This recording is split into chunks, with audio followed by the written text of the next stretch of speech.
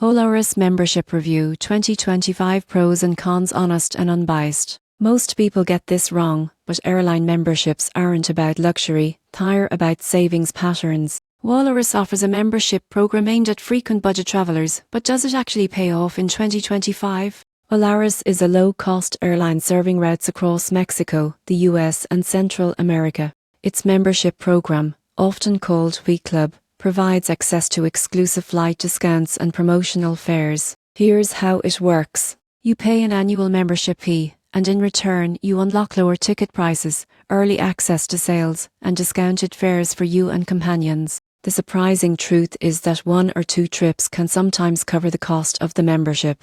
One major pro is price transparency. Polaris keeps base fares low, and members often see better deals than non-members. This is especially useful for travelers who fly the same routes multiple times per year. However, you won't believe what happens next if you forget the fine print.